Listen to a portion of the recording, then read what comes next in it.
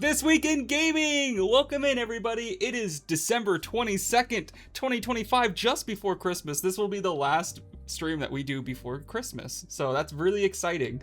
So we gotta make this extra Christmas themed. So this week, we're going to start off with some wins and fails again. We got Sensitive Scandal, Value Version, Rare RAM, Epic Episode, and Director Departs. So I'll let you guys kind of guess what that means as we go through these. Let's start off with our first fail coming from Larian AI Drama. Divinity developer Larian is in hot water after CEO Sven Vink, I hope I'm saying that right, Vinky, has claimed that they've used generative AI. The studio uses it strictly for placeholder material, according to the CEO, but fans are concerned that generative concept art can compromise the creative vision. No, what? Yeah, so apparently they would use Gen AI for, like, placeholder stuff, which honestly is not the craziest thing I've ever heard of. Like, I use generative AI for some, like, placeholders as well. Like, there's a lot of, I don't know, pictures, or like if I need like a picture of a character, I'll use like, I have like a bunch of, I didn't even make them. I got them from the asset store, with like a humble bundle, and it had like a bunch of character portraits, which are all clearly AI, but I've been using those because I don't have anything else, until I get like an actual portrait of a character. So, no Christmas special? What a scammer. This is the Christmas special. Yay! Look at that. Look at us go. Don't worry, we have a little bit of a Christmassy spirit in here. Going on to our win, we have Yooka-Laylee Physical Edition. A fun remaster for Yooka-Laylee had a physical release just in time for Christmas. Physical copies come with a map, poster, and a sticker sheet, which is a breath of fresh air in a world without manuals or any other materials included with the games. I'm actually curious if this has a manual in it. That would be really cool as well. I really feel like games nowadays just don't put any effort into physical releases. But Zen, the difference is you're broke. How dare a bazillion buck company save money and time? Yeah, that's a huge difference. Is I am making my game off of hopes and dreams. These other companies are making them on $1 million budgets. So that's a valid point. It is actually a very valid point. So yeah, but here we have Yooka-Laylee. So Yooka-Laylee, I believe, is a remaster that came out in October. So it's already been out, but now you can get a physical version of the game, which is kind of cool. I remember Yooka-Laylee didn't do very good. This is, by the way, the spiritual successor to Banjo-Kazooie. It was one of the biggest crowdfunding games of all time, I believe, other than like obviously Star Citizen. But it didn't really do very well. So I don't know if the Replayly is much better or what. I know a lot of people do seem to like it, but I thought this was cool. I would like to see more physical releases in the future, especially with like stuff like this. Like, I was always really excited when you would get a physical copy of a game and it would have something inside. Like you get like the newest Final Fantasy and it has a code for like Final Fantasy Online or something like that. Those are always really cool. And you don't see that anymore. You really don't, which is such a bummer. Anyways, moving on. We have, here we go. We were talking about this before the show, but the RAM shortage may go beyond 2026. So here we have pictured an empty shelf full of not RAM. RAM producer Micron predicted in their quarterly earnings report that the global shortages will likely last beyond 2026. This comes after their decision to halt consumer production altogether to focus on the AI demand, and will indubitably constrain the market further. Mostly just Japanese games have collector's editions. I've noticed that as well. There are a lot of really cool Japanese collector's edition games. But that wasn't even a collector's edition. That was just a normal physical copy. Like, if you just get the physical copy, you get those things. And And yeah, so the RAM shortage is not only fucked right now, but it's probably gonna be fucked into 2027. So we're gonna have at least 2 years of this. 2 years of not being able to upgrade your computer. So I hope you guys are happy with what you have right now. I really do, because you're not getting anything better. Same with consoles. When the PlayStation 6 or the Xbox, dude, honestly, you couldn't even tell. You couldn't even predict what the new Xbox is gonna be called. But when those come out, they're gonna be like $5,000. So that sucks. That's a bummer. I hate this. What does this do to the Steam Cube price? That's a great question. I would imagine it's going to skyrocket. The Steam Cube is probably going to be $1,000 if I had to guess. Maybe more. Maybe it'll be $1,200. In a world where people want a $500 Steam Cube, that's just not very good. So yeah, this is going to be a problem. It's going to be a consistent and long-term problem. So get comfy. Maybe, you know, Stefan, I think it was, or maybe it was Skittles. Like one of you guys said, it would be a good idea to buy up all the RAM you can right now and then sell it in like a month or like maybe even a year. That honestly might be a good investment. If Micron's own internal earnings report is anything to go off of. Steam Cube will ship with 64 megabytes of RAM. Honestly, I don't think that would change the price. The problem is the memory modules, like the actual modules are expensive to make. So even if you made a lower capacity version, it would it would cost the same. That's why, like, if you get like a 32 gigabyte kit versus a 64 or 128 gigabyte kit, like there's not a huge difference in terms of like the value actually goes up when you get these large kits, even though they have significantly more capacity. It's, even though like obviously it's exponentially expensive, it's $1,700 if you want to get 128 gigabytes, but the actual price to like gigabyte ratios is up there. Orange box and Windows XP for Half-Life 2. There you go. Yeah, I think just getting a stick of RAM in general is going to be like the price. You're paying per stick. You're not paying per gigabyte anymore. Anyways, moving on to the next part of this fail. NVIDIA cuts GPU production. So following Micron's footsteps, NVIDIA has planned to cut up to 40% of their GPU production to focus on AI. This will not only exacerbate the PC price increase, but also continue to trickle down to console prices. All gaming hardware may be increasing across the board in 2026 and beyond.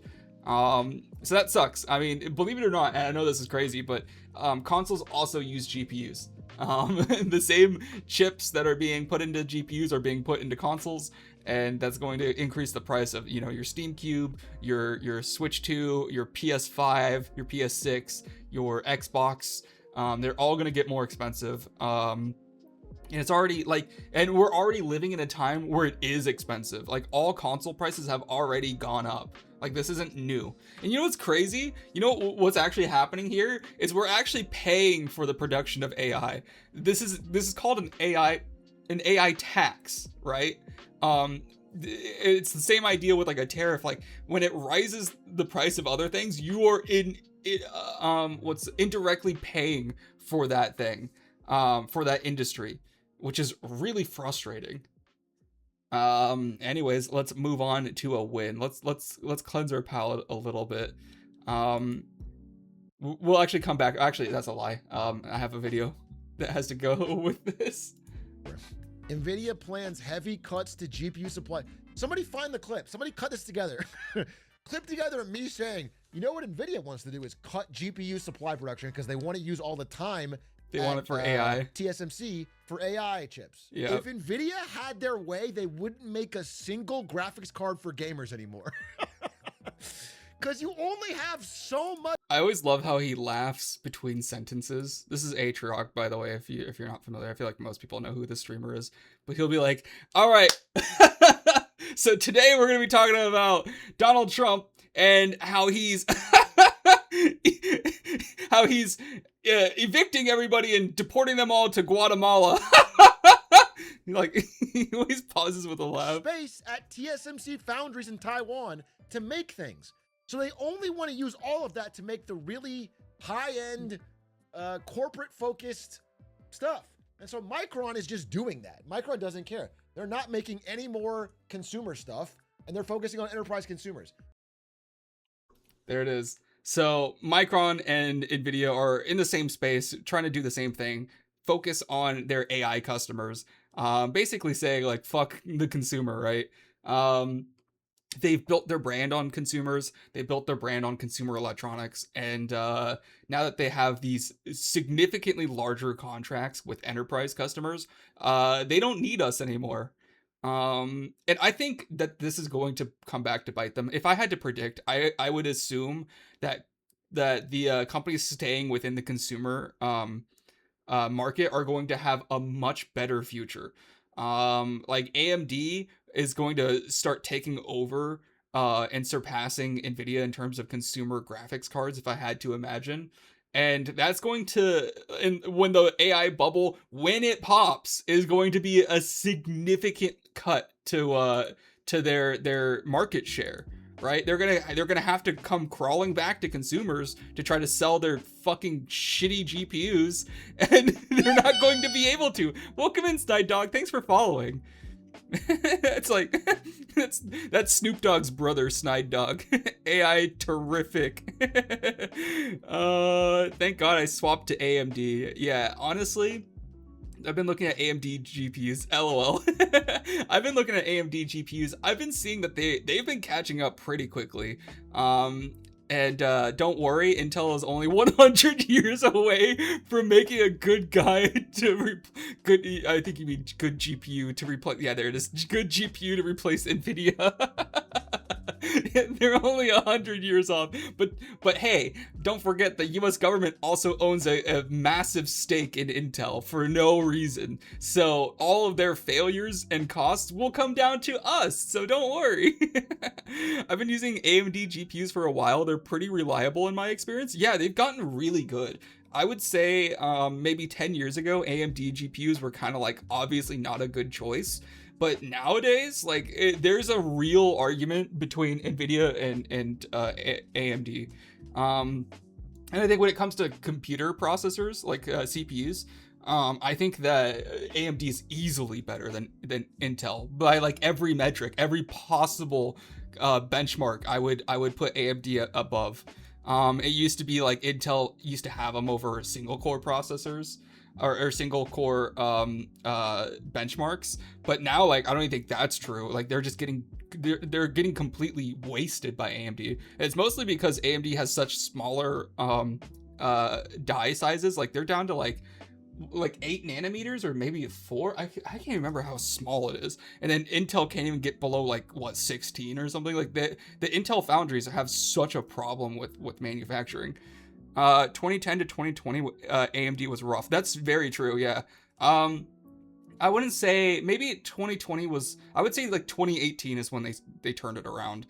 Around the time that they started getting into the Zen architecture. Not Zen as in me, but like Zen. When they made the first Ryzen processor, that's when it changed. And then the second Ryzen like I remember a lot of people were talking shit about it. They were like, "Oh, AMD's not gonna catch up to Intel." This whole thing, like it's just there. It's so fruitless. It's such a feeble attempt. And then now here we are in the 5th or 6th generation of Ryzen processors, and it's just like completely eclipsed Intel. Bias Zen. I know. When the first Zen architecture processor came out, I bought one and I literally named my PC. I think it still is.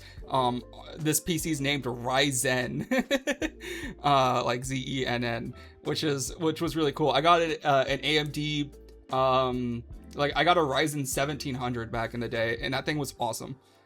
My Ryzen 5 9600X is such a workhorse. Yeah, even the Ryzen 5s are crazy.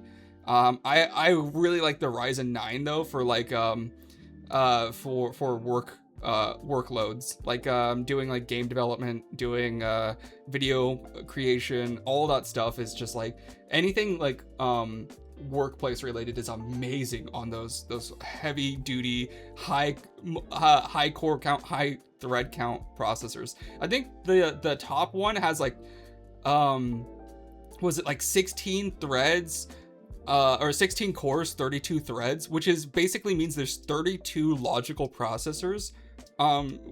It's basically a 32 core CPU. It's insane. I built mine in 2018, been going strong since. Dude, I think we built AMD builds at the same time. But can it run RuneScape? So I'm really frustrated with the prices increasing, because I was due for an upgrade and I should have done it sooner. I was just dragging my heels. I'm still on a Ryzen 9 3900X. I wanted to get like whatever the newest version of this is. So this is a 12 core processor with 24 threads. I wanted to get that 16 core one.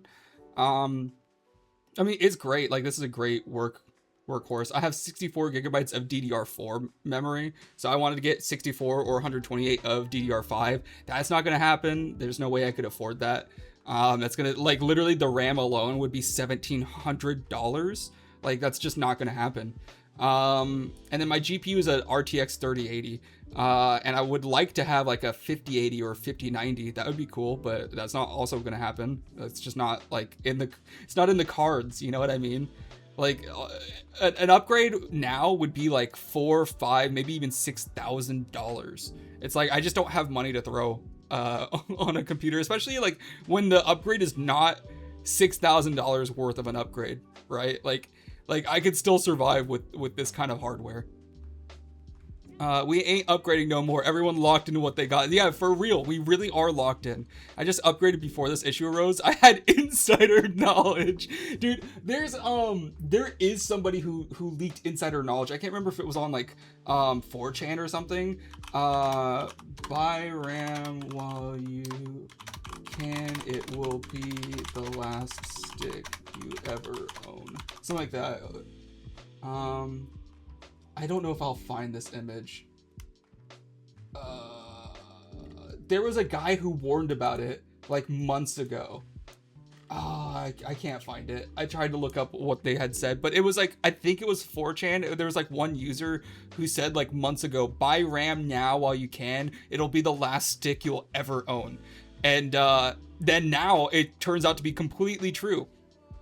Also, it's important to mention that this memory issue doesn't only apply to RAM. It also applies to like SSDs and like other forms of memory. So it's like across the board, like fucking all components.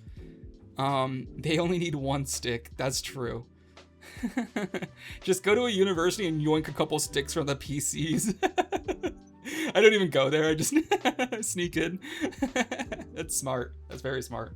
Anyways, let's move on. We've been talking about this for too long. Let's go to a win. And this win goes to Fallout Season 2, which is good. Fallout Season 2 is good.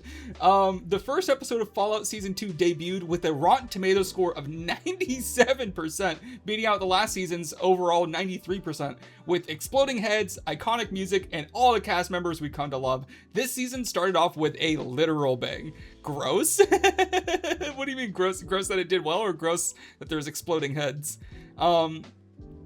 I did watch it. I can say that everything about this was the antithesis of not the antithesis, the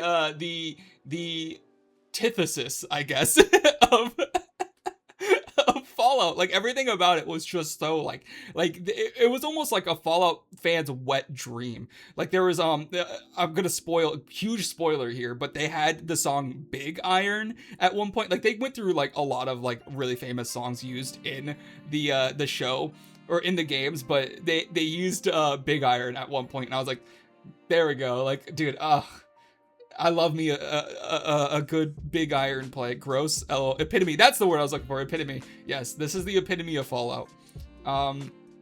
There was at least like three. There was at least 3 heads that exploded in the first episode. And probably more. That's just like what I can remember off the top of my head. There was the guy at the beginning. There was the guy in the combat scene. I'm not giving spoilers, by the way. Like, this is too vague for you to and then there's the guy towards the end. So there's at least 3 guys who got their heads blown up. Probably, I'm sure if I watched it again, I would count maybe 4 or 5. But it was crazy. And if you haven't played Fallout, Fallout's a very gory game. So they really kept it here. Like they didn't just have heads explode. They had entire like people just, you know, the bloody mess perk in Fallout, they made that a real thing. There's a perk in Fallout that does, I think, 5% extra damage, and there's a chance, I think, on critical hits that the person just explodes into a pile of guts. That happens in the show. Someone just dusts, they get dusted. Here I have the Rotten Tomato score. There's a 96% from users and 97% from critics. Here's some Reddit comments. Someone said, really enjoyed it, feeling hopeful for the rest of the season. I really liked it. Just interested in what vault Hank was in. People are already trying to get some theories in. This is the way. That's so smart. Let's just go steal. Let's go steal from universities. A lot of people are theorizing on where this show is going to go. I feel like it's kind of obvious where it's going. Mr. House is going to be involved in some way. I mean, obviously this is about New Vegas. I don't know if this is before or after the game though. So I guess we'll have to see, because the New Vegas lore is very contentious. Like, a lot of people are very protective, and rightfully so. It's the best Fallout game in the series. They're very protective of the lore, so it's very important that they don't retcon anything. I think if I had to guess, this might be before. I'm not sure. Let me look that up. Is Fallout Season 2 before or after New Vegas? It's chronologically after Fallout New Vegas. Oh. That's going to be really difficult to do then. Because if it's after, like, Vegas has like 1,000 different endings. So are they going to choose a canon ending? People aren't going to like that. People are not going to like a canon ending. Yeah, that's going to be difficult. Because in a lot of the endings, Mr. House dies, right? So if Mr. House is in this, that's going to kind of complicate things. Anyways, moving on. We have our fail going to the Marathon art director quitting. 3 months before the launch of Marathon, Bungie's art director Joseph Cross has announced his departure from the studio. He hasn't explained the reason behind this decision, however, it may have something to do with the stolen art allegations that affected the previous launch announcement. So here you have his post on X. He says, I'm incredibly proud of the visual world we built for Marathon. Getting support for this scale for something a bit different is rare, and the art team at Bungie is the best in the biz, which is why they steal. I'll be enjoying playing the game as a fan with all of you. Massive thank you to everyone who has supported through all of it. Dude, honestly, I think this is genius. This is like, you know, like when a ship sinks, they say all the rats jump off the ship before anybody else does. That's what's happening right here. The rats are exiting the ship, the sinking ship. They already know what's coming. They've seen how this ends, so they're bailing, and rightfully so. I really do not see Marathon succeeding. I just don't. Especially with like Arc Raiders, there's just no way. Like Arc Raiders is going to eat Bungie's lunch. Anyways, let's take a look at the release date, because this is also really important. I kind of spoiled it a little bit in the last slide, but Bungie has announced an official date of March 2026. The retail cost will be $40. And one interesting thing about the reveal is they didn't give a hard date, despite the launch being just 3 months away. With the success of another extraction shooter, Arc Raiders, I think Marathon will need to bring more than just a generic shooter. But let's take a look at what they have to offer. He goons for that game, I think. Don't tell Kieran. I don't know if Kieran is really on board anymore with the controversy. I think it kind of took a lot of wind out of his sail. But who knows? Maybe he's still really excited. He did share this video with me, even though I had already seen it. So this is a 20-minute long... Players want more challenge. Do we not the have whole point of an extraction shooter is that you're challenged to even survive in this world. We heard loud and clear from the alpha The world didn't feel dangerous. The world didn't feel lived in. Okay, so they're trying to take some. Tau Ceti 4 to us is this place that They're really taking doesn't some want you criticism there. about And the that alpha. sort of survival narrative really fits really well with the kind of world that we're creating. The world needs to feel like there is something sinister. So this is a underneath 20-minute the surface, video even when the documentary. We're colors not gonna are watch the full bright. thing. You should not be here. We want to marry the classic Bungie game feel. One ship is So, essentially a ship I'm gonna pause this real quick. I'm gonna tell them exactly what they need to add. They need to add player versus enemy combat, like, and make that a focus, a focal point of the game. That's like the first thing that they need to do, is they need to get rid of this whole like PvP like focused combat and focus it more on like PvE. Why do I think that? Because Arc Raiders did just that, and they succeeded like no other extraction shooter probably ever has, and maybe ever will. Bungie said game dev isn't a sprint, it's a shut up. Shut up, you that goofball. we sent out from Earth, an Earth that was overpopulated, to explore and colonize a star far away that we call Tau Ceti. I'm gonna be honest, I don't really care about the lore. Tale of humanity trying to go out into the dark void of space, find a place to colonize, and failing terribly at it. Everyone's gone. Something catastrophic happened. And it's not just their absence that's important. It's I the don't care things about the that world. they- Let's go. Let's move There are other on. people who want the same things that you want, and it's up to you to Yep. invest them. Thanks for explaining what the fuck an extraction shooter is. All right, let's continue. Other people want what you want, and you have to But stop there's them. quiet periods where you're listening for the anticipation of something. Could there be another crew in the distance? Did I just hear I will that? say the graphics look really good. I like the visuals. I like the rain effects. Like it looks cool. But that's not what like people care about nowadays. They could have this could be made in Roblox, and like if it has better gameplay features, then it'll do better than this game will. Did I hear AI just alert? Agile devs disagreed. I don't know what that is. Agili? Agile? What is that, a studio or?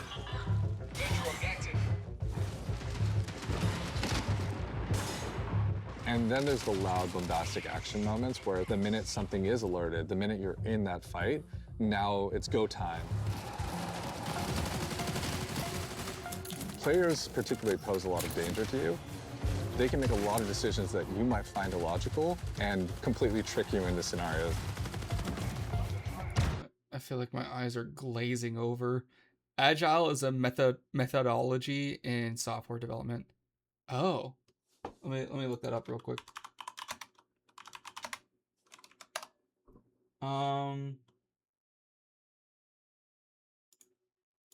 What is this? It's a thing. It's I think games are hard to make and deadlines are often not long enough to handle the scope, so unready features are cut to get out the door. I don't think Agile is responsible for this. Is it just like trying to quickly produce a game? Using task boards, scum masters, and sprints. Okay. Not marathons. I see what you mean. Sometimes the best loot box is another player that you see along the run. So there's a few different ways you can play the game. So one of them is you can play in crew, both with your friends and also through crew fill, which will just match you with 2 other players. You can play solo. My eyes are jump in your game glazing. with a I'm bunch about of to other fall solo players. asleep. In solo, I think the stakes are a bit higher, right? You have only yourself to rely on. You still Jeez, have then box get a chat, so master's you in can computer call out science, to so my other 2000 solos, but you know, you are playing a 2000 tense alliance IS jokes game land. where it's really up to them whether or not they decide to honor or respect that alliance. IQ. Oh, okay, there it is. Well, you gotta It's all spell about correctly for figuring them out to what's your land, first of investment, all. what's your stake, when to get in, when to get out, and when to kill the other guy. Being good at marathons On is like mobile, playing poker with guns. mobile, sorry. One of the things we've really focused Is there on anything is unique making about this sure game? The environments Like, at are all? telling the tone we want to hit with the game. The tone? We've Is that brought what a we're little buying bit the of game for? groundedness, The a little bit tone? of grit, a little bit of Who the dark. fuck pays attention to the tone in a multiplayer shooter? I'm sorry, but like no one's gonna be like, the wind is so windy. That's so sick. Like, dude, the tone is done perfect. Sorry, I missed it. What game? This is Marathon. We're talking about Marathon. It's coming out in March. And there's a lot of controversy surrounding this game. And this game has to go up. It's an extraction shooter, so it's directly competing with Arc Raiders. and I just don't see the competition at all. A little bit of that move. This game clearly doesn't qualify for a game of the year. Dude, if Arc Raiders couldn't get game of the year, this game absolutely will not. Just the rules, I don't make them. Trying to keep everything as believable and realistic. You heard as about it? possible. Yeah. So we cranked up all the material responses, feel accurate. This feel game was realistic, already supposed to you be know, out. get They had to glossy, push it back because it was crud so and mud. poorly And perceived. no one of those things is all that sexy, but when you layer in just a little bit more. Dude, I'm gonna be honest. Battlefield has better water explosions than this. Look at this. You'll get crud and mud, and no one of those things is all Like, no waves, nothing. Like Battlefield 4, I think, had better water physics than this. that sexy, but when you layer in just a little bit more, you know, responsive to light, a little bit more responsive to the player, things will part, water will pool, layer in all these different things. They're trying to like gas it up, but we just saw that it's not like true. A real place, and it's then not. when you're It feeling like doesn't a real feel place, like a real. You feel in danger. Now your run matters. Dude, Crisis had better physics. I mean, do you at least push the? Are you at least pushing the leaves around when you I walk look through back them? at some of the alpha shots. Far it's Cry kinda hard to 2 tell when did. it's sunny Far Cry 2 or had when better it's raining. water and Weather feels like foliage weather system. now.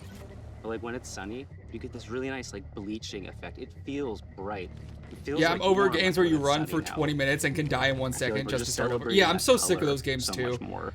I think it I just don't play contributes extraction to the whole shooters, effect. so I didn't So dig we have into dead it. bodies in the I don't game now. either, We but also like, have, I can at decay least on the runners appreciate Arc themselves. Raiders Like, for you'll like actually looking like a see fun them game. Like, fall I don't apart see how or this is actually better drop than in that. The body stays there. And Exactly, the I feel the body same way slowly about decays Battle over time Royales. as you loot it. So you come Yeah, into a I room don't and you really see a like bunch that. of I don't bodies, play those either. but you see Hey, one Marathon body has to still optimize pristine, for the future. You know that their killer is probably close, and you are not safe. If everybody is just a messy goop, See, you're no probably no fucking player ever plays like this, like looking at the body, looking around, like there's some sort of fucking narrative going on. Like, are you joking? Look at this. Their killer is probably This close. is so And you are fake. not safe. If everybody is just a messy goop, you're probably okay. Audio is a huge gameplay component in Marathon. Every sound plays a function.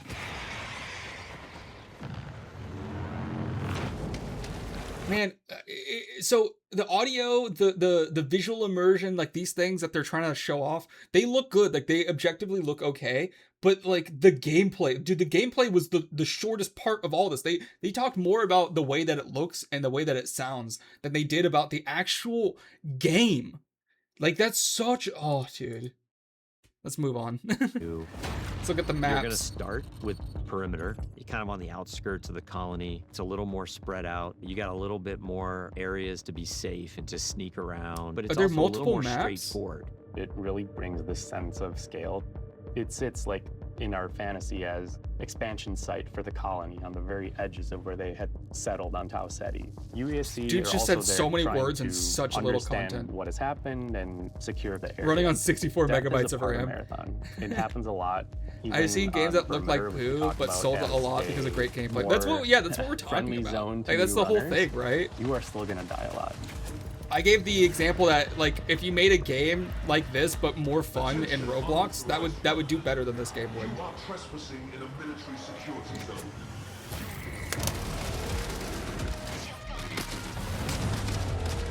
It was really important to us that the UESC were not trivial to fight. When you face them on Okay, so Tau Ceti there as a there are runner, there you are the enemies. outlaw. You are trespassing. The They have a little bit UE of this haunted tone, so you can the see they have this floating UESC. locomotion. They get these sparks. They have these sigils over their faces. All Sometimes right, they behave. this is their version of the arcs from Arc Raiders. This is their NPC enemies. Clarence is gonna be mad if he watches the VOD. I know I've just been trashing it. That you talk so bad about Marathon. Your heels almost like they're possessed. But am a I little bit, like wrong? they've Wait, taken in yo, they got Skrillex on this?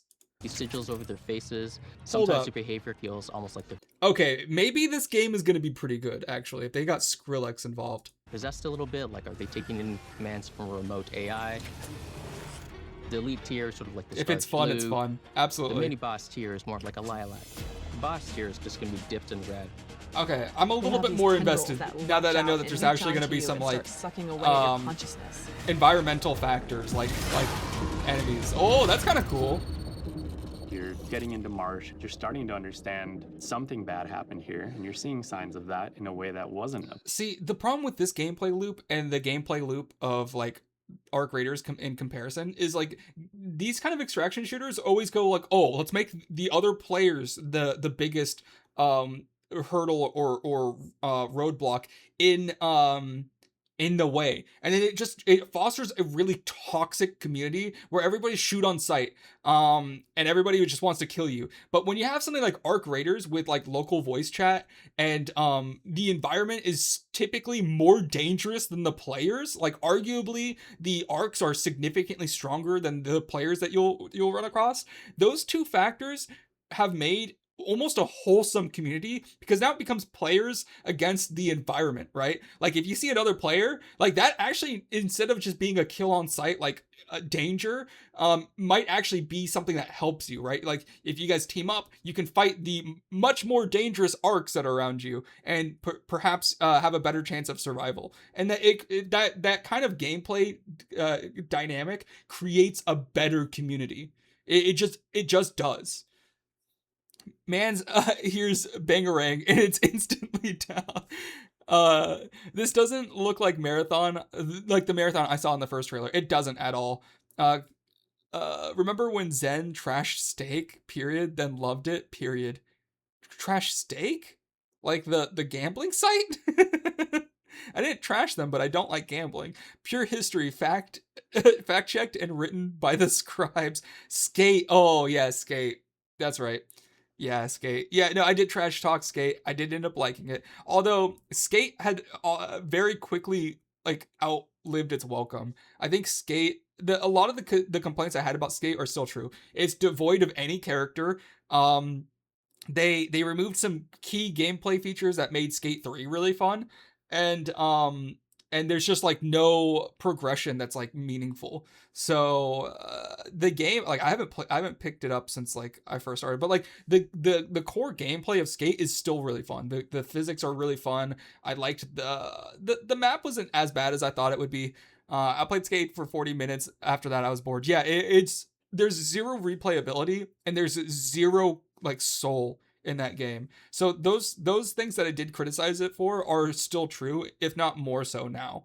And I think a lot of people have noticed that as well. Skate has actually depreciated a lot. A lot of people have left that game and they don't play it anymore. But that being said, like the core gameplay is obviously fun. Like it's objectively a fun game. They just need to like make it a little bit more edgy, a little bit more punk, and like not so corporate. Parent on perimeter. On Dire Marsh, we've got the Anomaly. And it's this strange alien. I'm kind of sick of the maps. I'm moving on. All right, loot and weapons. Marathon has a lot of loot in it. It's a huge pie. There's a ton of different implants at every rarity. There's a ton of different runner cores for each runner. There's over 400 weapon mods. Like, this is arguably the most important part of their game, by the way. To collect. There's going to be a really interesting period of discoverability. You guys like these little mints? These little chewy mints that I have available to me. These are my how do favorite. I get them, and how do I They're not chewy, but they're like soft. What are they called? Soft peppermint puffs. These things are awesome. My favorite holiday candy. You can go through and look at how many iconic weapons have come from Bungie. And it's something that we really want to hold up and make sure that we're matching that legacy. Visually, they're all really, really distinct and clearly Marathon, but we wanted animation-wise a majority of them to feel recognizable. So when you put them in your hands, you knew how to use them. The mods will basically allow you to increase... You knew how to use them? You hold right click to aim, and you hold left click to shoot. Like, everybody knows how to use every gun in every game. Stats on the guns, that battery SMG, the gold Let's mod, go, Kezi, with your full-blown 7-stream watch streak. That's crazy. The sidearm is a gun that is effective. I don't like the new Marathon. Quarters, the new weapons look like I could make them in Blender. They really kind of do, don't they? They look very blocky. They were just squares, but cubes. The gold mod in this gun puts a suppressor on it, and then when I kill something with this gun, I turn invisible. And then that lends it to other build crafting if I want to sort of stack into how invisible can I be.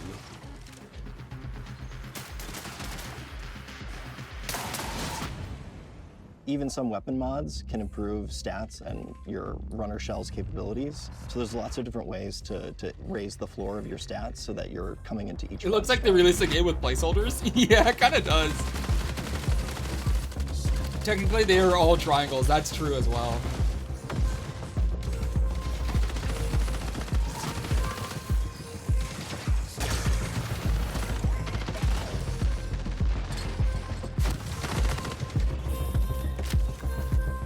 They literally just have Valorant smoke. Dude, I'm gonna be honest, I really hate this kind of smoke. I think the current Counter-Strike 2 smoke is the best, where it's almost volumetric and it like fills a space. I think Counter-Strike has the best smoke effect in any game. And I cannot stand these stupid little domes. It's so lazy. Shells are a bioprinted body that you inhabit when you go down to Tau Ceti to scavenge the ruins of the Lost Colony. Each of our launch shells is really an archetype of gameplay. So if you want to play like a frontline tank, if you want to play a rat character that wants to sneak around, if you want to find those rats, we have a shell for you.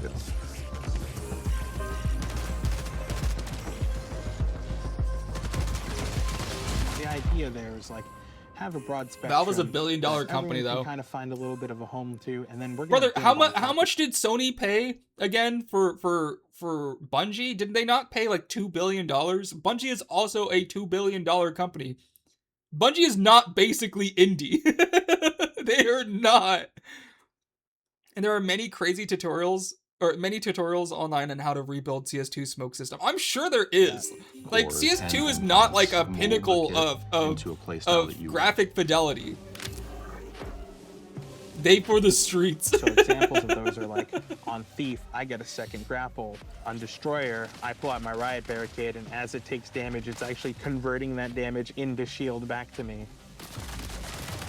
And these can be used in combination with each other to shift the gameplay style of your runner kit.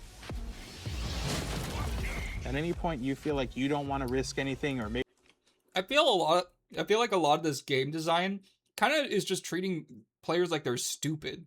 Am I like on the money with that? Because like this idea like, oh, there's a shield that you shoot and it gives the guy a bigger shield, like personal shield.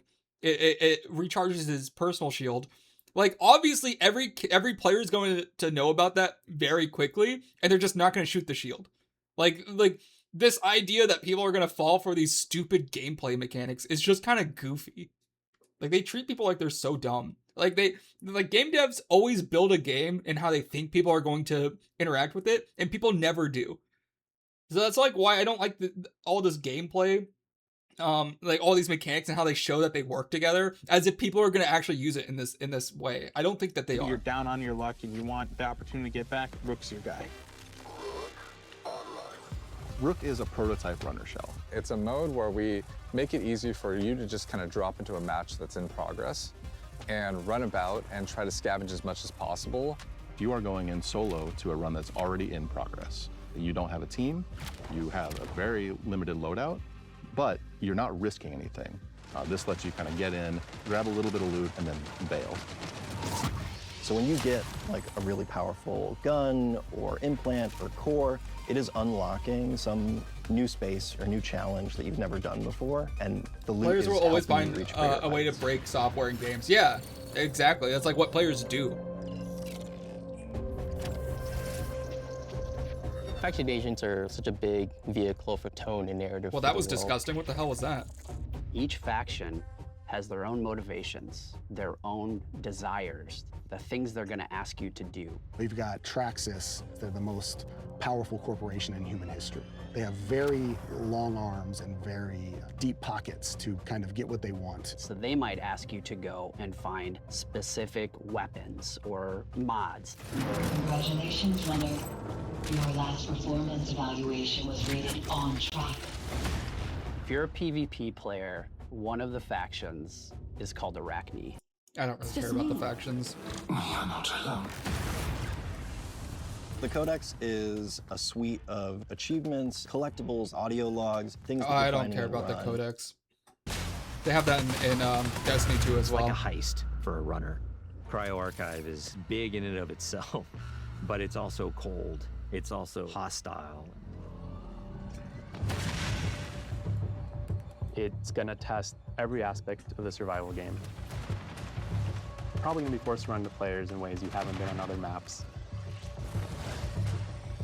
You're going to run into basically every type of environmental threat you have faced before. You're going to fight a who's who of the highest tier UESC units, and the UESC are there in this Can't wait till presence Zen you plays haven't this seen and falls before. head over heels. I really don't see that happening. All right.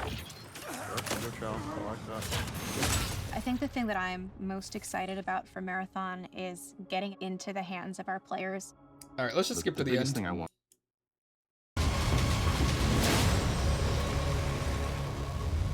Cool. Yeah, yippee. So it's coming March 2026. They don't have an actual date. I don't know if maybe it's like hidden here, like the 28, 93, 94. Maybe that implies something. I don't know.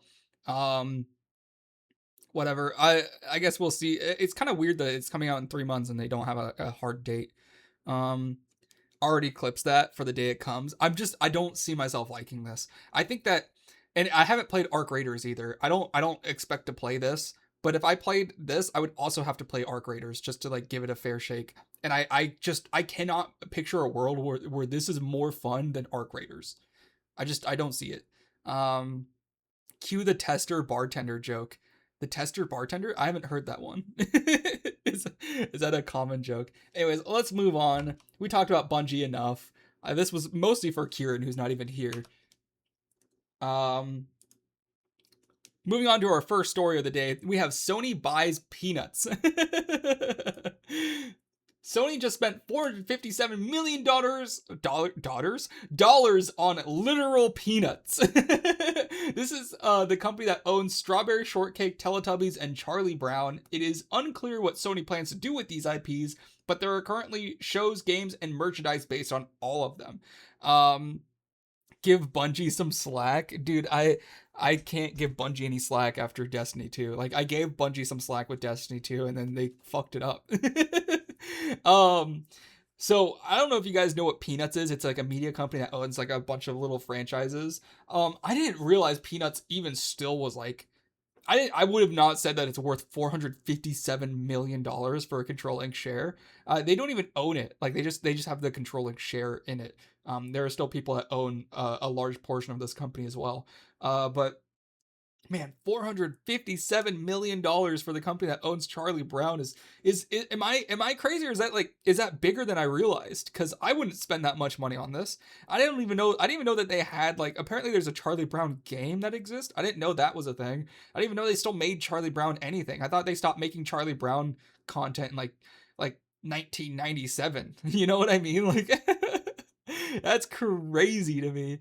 It might be the annual tax thing, like what, they're trying to buy something to get a tax write-off.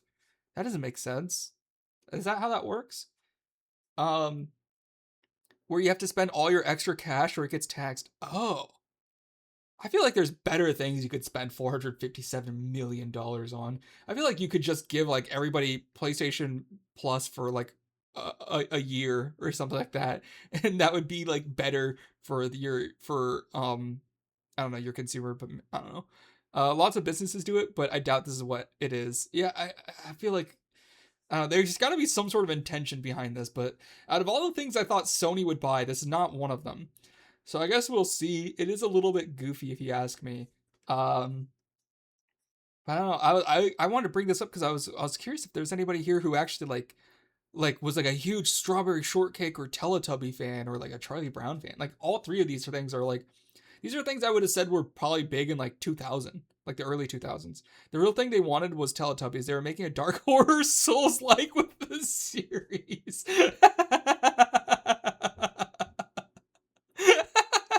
You know what? You might be right. You might be onto something. That's actually a really good idea. Oh my goodness. A horror Souls-like Teletubbies game. Honestly, that would go pretty hard. Anyways, moving on to our next story is the Half-Life 3 launch rumor. Rumors about Half-Life 3 continue to spread, and now people believe the release will be coming in spring alongside the Steam Machine launch. It makes sense that if Valve is sitting on a finished version of Half-Life 3, that they would launch it with their biggest hardware release ever. So another part of this rumor that we've been reporting on for months now is that not only is Half-Life 3 in development, but it's like at the end of development. At this point, it's probably pretty much finished, is what the rumor is. So obviously, if you're sitting on a finished game like this, if you're Valve and you have a big hardware release coming, it does make sense that you would release it alongside the Steam Machine. But again, these are all just rumors. It's like, it's not possible to say, oh, I forgot we had music. It's not possible to say whether or not this is a guarantee. These rumors have been spreading before Kieran was born. I know, that's true, but there is, for some reason, there's just a lot of them right now, out of nowhere. And I believe these rumors mostly because nobody cares about Half-Life 3 anymore.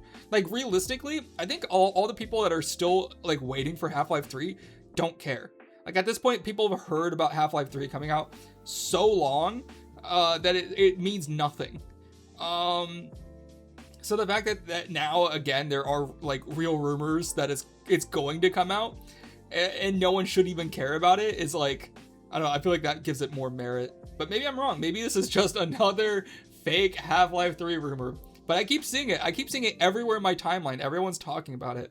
So I guess we'll see. There seems to be some sort of, like, degree of certainty that people have within the industry, which makes me think that there are real leakers that just can't go on record. Because obviously anybody that would leak it would be, because Valve, if you don't know, is a very small, very tight-knit developer company, and if it were to get out, it'd be pretty obvious who leaked it.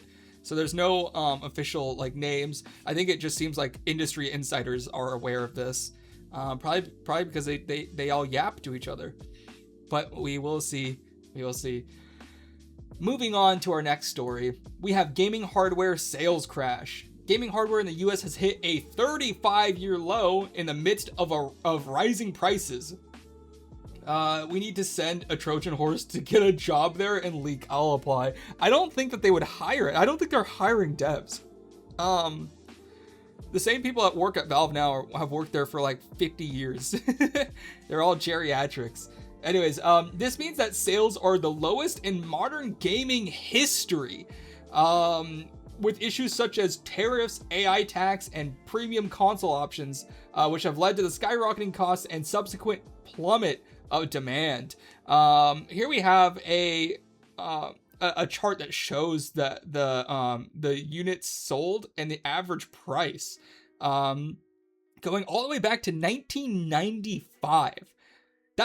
Look at that. That's 30 years ago. That's insane, right? Like, I mean, if you look at the gaming industry 30 years ago, you're probably like, the fact that it's sold less units than we did, or like about the same amount of units that we did this year.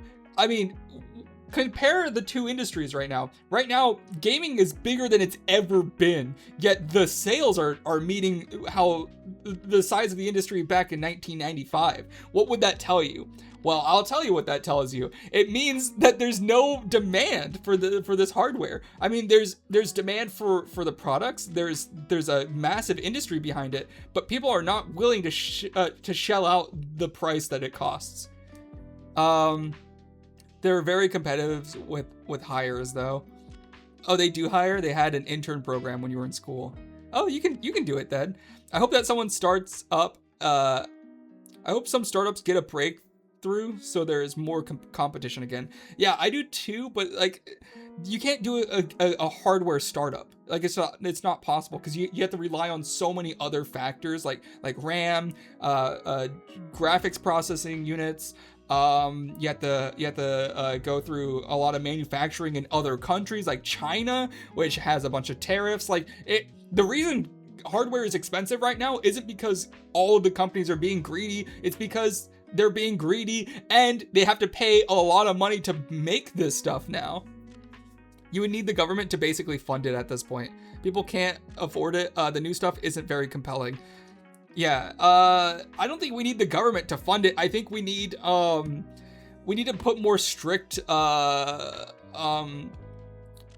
is it? Like, we need more competition in the RAM industry. We need to break up the oligarchy that they have going on. So I don't know if you know this or not, but there's 3 major RAM producers. There's Micron, there's SK Hynix, and then there's Samsung. Those are the 3 companies that make RAM, and they all collude together.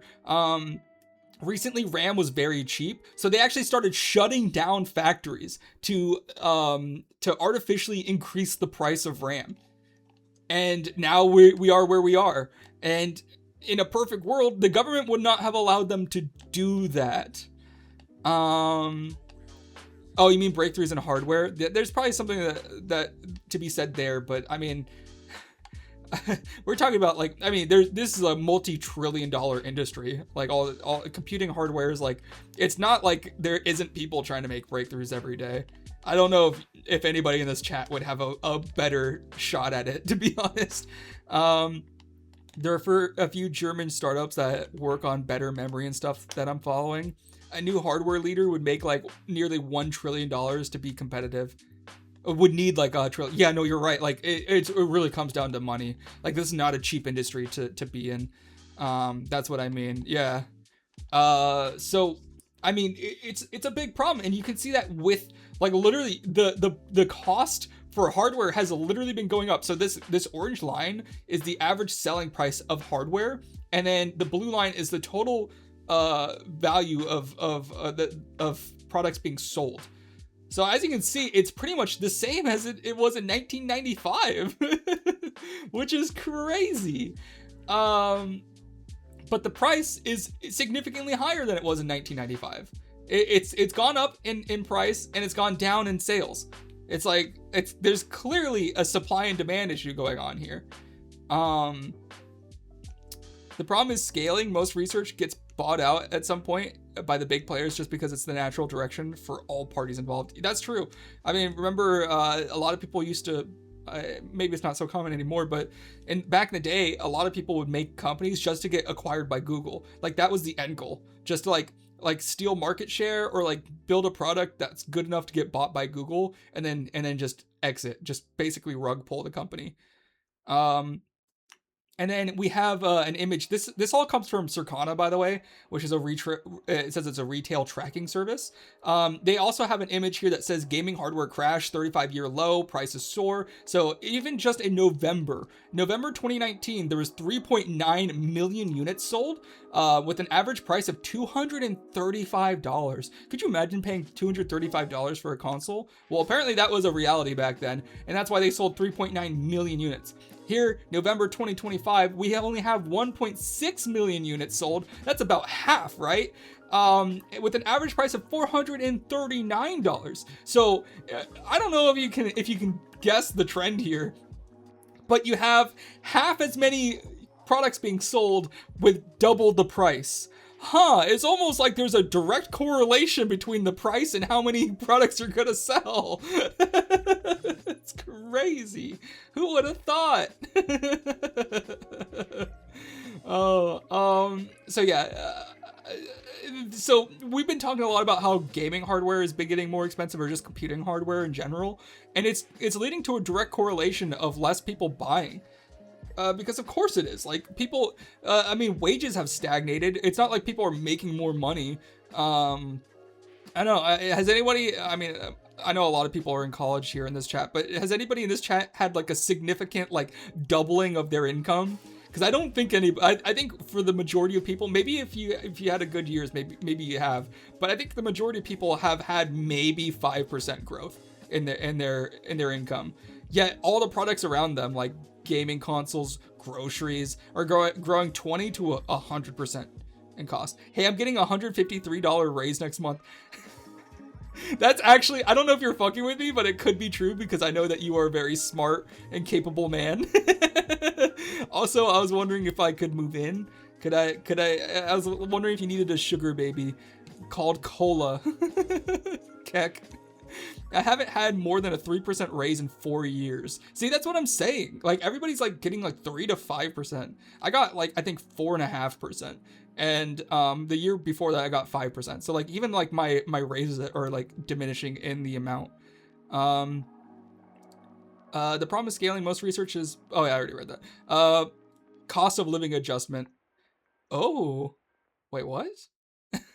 Wait, are you actually getting a significantly more income? Because that's great. Overall, I think that this is a problem. This is not even just like a problem with computing and gaming components.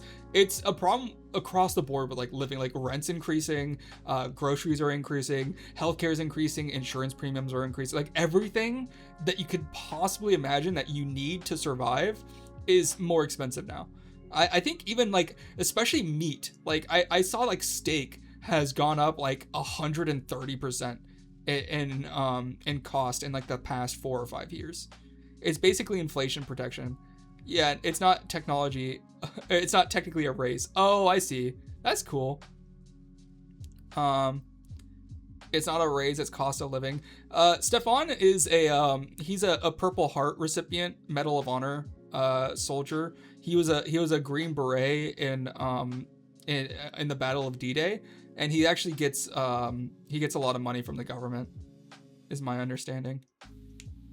He's actually only got one leg. He had one of it blown off in Nam. His other leg got blown off in Nam. So yeah, the government takes care of him, fortunately.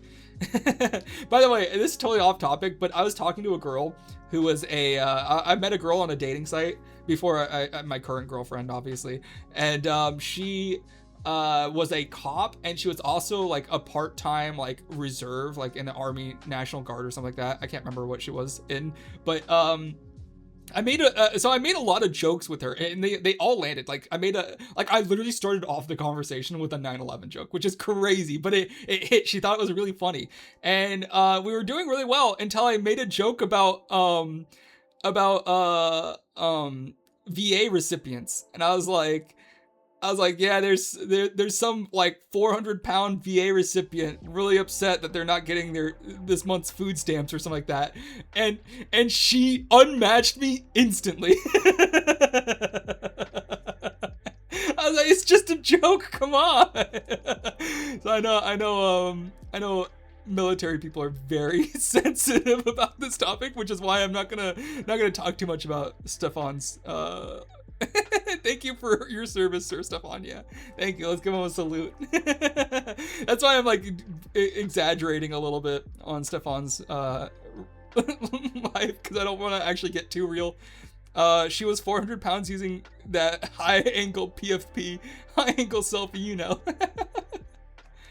All right, let's go to our next story, which is, and this is what Stefan brought up earlier, Expedition 33 is disqualified. Oh no! Everyone is talking about how the Indie Game Awards, keep that in mind, the Indie Game Awards has disqualified Expedition 33 for using generative AI in some of their placeholders. What no one seems to understand is this is not the Game Awards, but rather a small show that averages almost less viewers than my YouTube channel does, which gets like maybe at most 100 views for a video. This game had actually won 2 awards from their show that they have decided to strip afterwards due to the revelation of AI.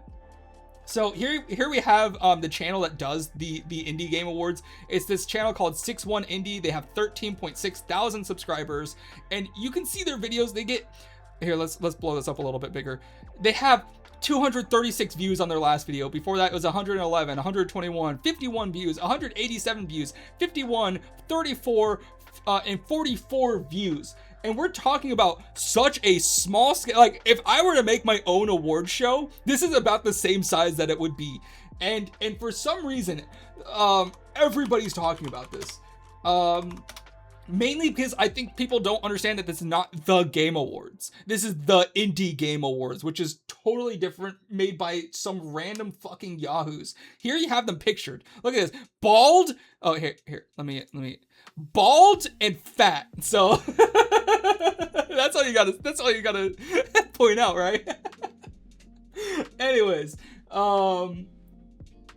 literally, look, if you look up Expedition 33, it's the first thing that comes up.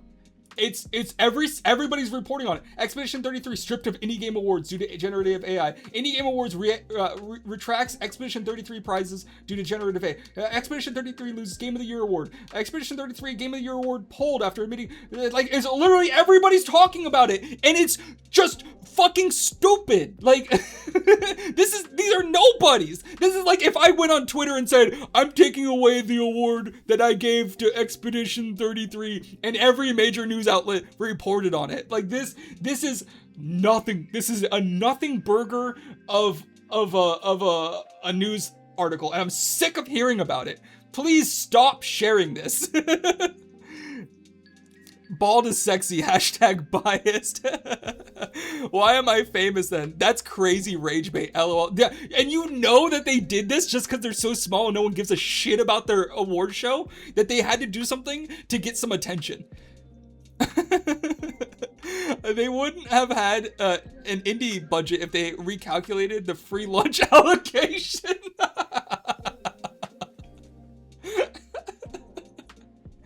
This is ridiculous, man. I just like, and I know it just sounds so similar to the Game Awards that I know that so many people are thinking now that the Game Awards took away Expedition 33's awards, which is not true.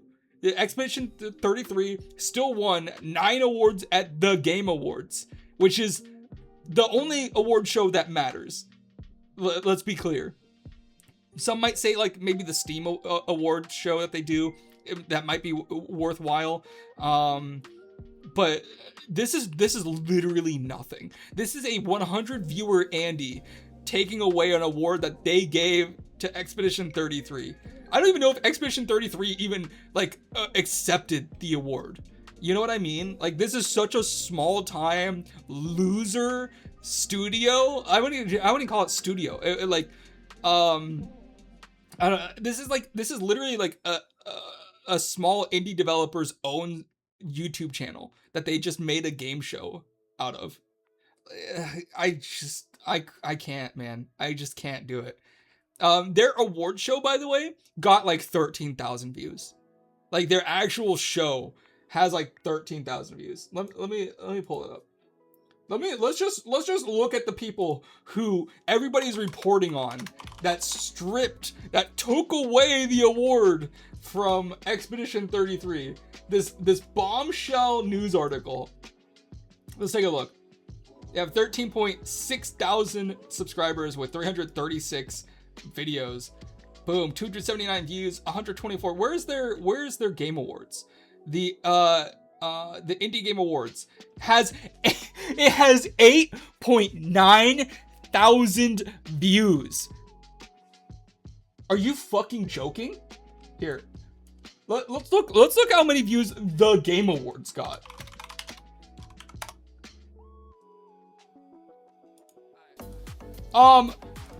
Just a casual 17 million views.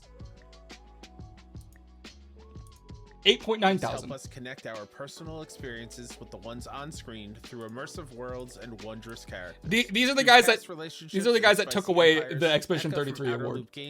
On the game's incredible artist, Amos Ruddy, the game's composer, Dan and Matt Collier, who helped me get the game on so many different platforms, and of course my publisher, Fellow Traveler, who do incredible work supporting narrative games. Ash said hi. Hi everyone, this is Ash Said Hi, Twitch Women's Guild lead and host for this year's IGA for the Women-Led Indie Game Award. I mean, I'm not gonna say anything about their politics, but hey, put my fries in the bag now. You need Expedition 33, not the other way around. Who knows about you without that game? Literally everybody here is just, whoa, I didn't even see the dislike ratio. 314 likes versus 859 likes. They have just shy of 9,000 views, and they're all hate watchers. Why are they in the news everywhere? Why is everybody reporting on this? This is so ridiculous. Your organization will look back on the decision to strip Expedition 33 of its award with regret. You knew any credibility you had. Next year, people will mock you if anyone brings up your award show. Literally, the only people here are just complaining about the Expedition 33 thing. That's crazy. Enjoy your first and last opportunity. No one will ever trust you again. Dude, this is such a joke. This is honestly the biggest joke ever. And I know that news organizations are just capitalizing on the fact that the Game Awards just happened. And people think that this is like they're reporting on the Game Awards. Especially because it's called the Indie Game Awards. It's so similar. Can we make a new channel called Based Game Awards as a parody to get more coverage? That's honestly not a bad idea. I think that would actually work. Get on it, Zen. I heard bigger isn't always better, though. It's about how you use it. It's about the motion of the ocean, right? Anyways, I just want to complain about this for a while because it's just so disingenuous. It's such fake news. Seeing everybody reporting on this, like I've been seeing this everywhere, and it's driving me up the wall because I know that it's not real. It's not a real award show. And there's like. And there's going to be a lot of people now who like internally believe that Expedition lost its The Game Awards award, which it didn't. It lost an award that this guy ate. Anyways, that is all we have for our news. We're moving on to our weekly pro tip. And this week, I just want to give you guys the tip to give the gift of value. You know, it's Christmas, so we better be giving something, right? And one thing that all game developers can do is to give value. Here we have a quote from Albert Einstein that says, "Strive not to be a success, but rather to be of value." 800% value. There you go. So let's define value. Value defined, value in the context of a commercial product is the relationship between the retail cost and the perceived worth by the customer. Purchasers will often seek out high value that feels favorable to them and avoid products of low perceived value. When purchasing a low value product, customers will often experience a phenomenon known as buyer's remorse. An example of this is someone who pre-ordered Concord. All right. We have some examples of value. Here we have good value. Hollow Knight Silksong, a game that took several years to make. It's currently on sale for $15.99. Absolute banger value. Honestly, I don't know why I haven't played it yet. I really should play Hollow Knight, shouldn't I? Bad. Here we have Concord. $40 is how much you had to pay for that piece of shit. And then we have Ugly, just unbelievable. This is a game called Super Fight, which was on Steam for $200. It was a single level, and it was basically made as like a tech demo. And some psychopath listed this for $200. It was probably like an 8-year-old, if I had to guess, like or just some cynical monster. This is like basically a joke. People just memed on this. It became a big joke because Critical bought it. And actually tried to play it, and it was like terrible. But yeah, that's $200.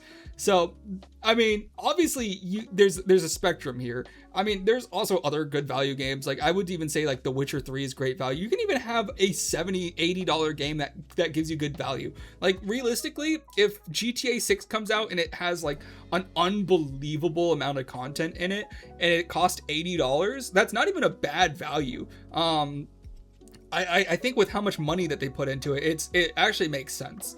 I think GTA 6 might actually be the most expensive developed game, but that's not all that value comes out of, right? If it was all about like how much it costs to make a game, then Concord wouldn't have failed, because Concord cost hundreds of millions of dollars. It's also about like what the user's getting out of it, right? GTA 6 will be $90. Save this message. I wouldn't even be surprised. $89.99 might be a realistic price point for GTA 6, and I think people would pay it because like I said, the value, the perceived value is still there. Like even though it's more expensive than any other game, people know the quality that GTA normally brings, and they also know the amount of content that they're going to get out of it. I mean, GTA 5 came out in what, 2014? It came out 11 years ago, and people still play it to this day. I mean, don't you don't have to look further than the Twitch category, right? Like, if we look at games, what's like the most streamed game right now? It's GTA is going to be up there. Look, GTA is the third most streamed game right now, 11 years after it came out. Like, of course, like GTA 5 for $60 is actually an extremely good value. Minecraft could be $100, and that would have been a really good value as well. Minecraft has incredible value at like $29.99 or whatever it is. I think it's like $30 for Minecraft, and I've been playing Minecraft for 14 years now, and I played it yesterday. You know what I mean? Like, that's a great game, great value, so worth it. Anyways, moving on. How users react to value. Users are often, users are more than happy to open up their wallets for a game with good value. However, more nefarious options are often used when a game with bad value is involved. Below are the methods that users will use to extract value out of a valueless product. So you have CD keys. A lot of people will get CD keys where someone will buy a game that's cheaper in one country and then sell it and convert it for like USD at the same price. So it's actually like $8 instead of $20 sometimes. Sometimes people will even get like free keys and they'll resell them on these sites for really cheap. Then you have the Pirate Bay. Some people will just straight up steal it. Like, if the game is so poorly like perceived and like it's not even worth any money to them, they might just steal it. Or maybe someone does buy it, but they realize that the value they got was extremely poor. Maybe the game doesn't even work for them. They might just straight up refund the game. So you played Minecraft since the day you were born, huh? Oh my gosh, I wish. Thank you for saying that I'm young. I am actually now 28 years old. I'm getting so old. I'm turning into an old man. I know that you're older than me, but man, like I'm almost 30, dude. Oh, it's crazy. I still can't believe it. Like, I actually like look in the mirror. I'm like, I thought I was like 21 yesterday. So yeah, this is how a user will get value out of something that they consider to be a ripoff. And it's just the way it is. Like, right? People aren't right or wrong for using these methods. It's a reaction to the value of the product that you're putting out. And you know, obviously there is something wrong. Like, there's inherently something wrong with stealing a product with like the Pirate Bay. But you know, it's also like, you have to understand that people are going to do that when things are not priced correctly. Like, it's just a reality. Like, we're seeing a rise in pirating like movies and TV shows, because there used to be great value with like Netflix. You could just get one subscription to Netflix and you'd have so much content, but now it's spread across 500 different streaming platforms, and you're basically paying like $100-$200 a month for all of these. It's terrible value, and of course people are going to start stealing it. And that's just the way it goes. That's just the consumer and producer like economy at work. Anyways, moving on. How to provide value. We're gonna end this off by just giving you an example of how you should be, and this is from the perspective of a game developer, but this is how you should be providing value for your customers. Giving customers the highest possible value is arguably one of the most important factors in releasing a product. While pricing your products lower than a fair value may seem like it would lose you money, a lower price may open it up to more consumers, resulting in more sales and potentially more income than you would have achieved at a higher cost. If nothing else, giving a customer a good value will result in establishing a good relationship with that purchaser, who will be interested in future purchases from you. I mean, we've seen this with the hardware crash. The price of hardware doubled and the amount of people buying it halved. There's a clear correlation between how many people are buying and how many people are not buying with the price of the product. I mean, if they were to cut the price of gaming hardware right now in half, it would almost certainly double the amount of sales, if not do more than that. I think that nowadays, if you had like a $200, maybe even $300 console, that thing would outsell every other console on the market, assuming that it's good. It's not like garbage, right? Like, if the Nintendo Switch was $300, it'd be the best-selling console by far. But the Nintendo Switch is $500, right? Like, so people aren't buying it. I mean, people are buying it, but not, there's a lot of people that get priced out. Like, there's like genuine like finance levels of people that are just completely blocked out of these products because of the price. So yeah, it's very important. I believe that if you undersell your product, like if you go, this game is worth $20, like you know it in your heart, you believe it, you've played it, like you're very intimately aware that this game is a $20 game, but you sell it for $15, you might actually end up selling significantly more copies and making even more money than you would have if you did it at 20. That's just a fact. So yeah, and that is all we have for today. We didn't have anybody share anything as far. Let me open Discord just to make sure. I got to poo BRB. You're leaving right when the show ends. Anyways, let me check Discord real quick, make sure that nobody posted anything that I'm missing. Nope, no share your work. We didn't have anybody share their work this week. Probably everybody's enjoying the holidays, so no problem there. But that's it. So I hope everybody on YouTube has a very Merry Christmas. And oh, you can share some work. Wait, do you actually have something to share, Stefan? Wait, I would like to see. Damn, if I knew nobody posted, I'd have posted my stuff. Then why didn't you? You silly goober. Now I mention it, everybody's like, oh, actually I have a ton of stuff I'd like to share. It's always that you know where it is. Okay, posting now. All right, it's gonna be like a middle finger or some sort of joke meme, isn't it? It's gonna be a joke post. I fucking knew it. I knew it. Oh, look at this. This is Stefan's progress in. Is this old school RuneScape? OSRS. He's 99 in fisting your mom. 85 in fencing with other men. Wait, what is it? 85 out of 9. Is this your total? Is that, I think, 96 HP, 85 mining, 85 smithing, 75 acrobatics, 91 defense, 73 eating lettuce, 72 fishing, 88 archery, 75 stealing shit, 79 breaking pots like in Zelda, 74 religion, 71, what the fuck is that? Hammer and sickle communism? He's 71 in communism. He's 80 in building fires, 87 in witchcraft, 68 in, wait, there's 2 archery things? And making arrows maybe? 82 in woodcutting, 75 in runescaping, 79 in breaking a sword on a rock, 79 in watering plants, 72 in cutting wood, 73 in tracking, and 88 in sailing. That's pretty cool. Good job, dude. Dude, that's actually insane how evenly you've leveled up most of these. Very cool. Very good job, Stefan. I see your addiction has not found any limit. Thanks for appreciating my work. I didn't think it was good enough. It's always good enough. We like to see what people are working on, even if it's just like a little thing that you're doing for you, even if it's not like a main project. It's cool to just see what people worked on and what people learned.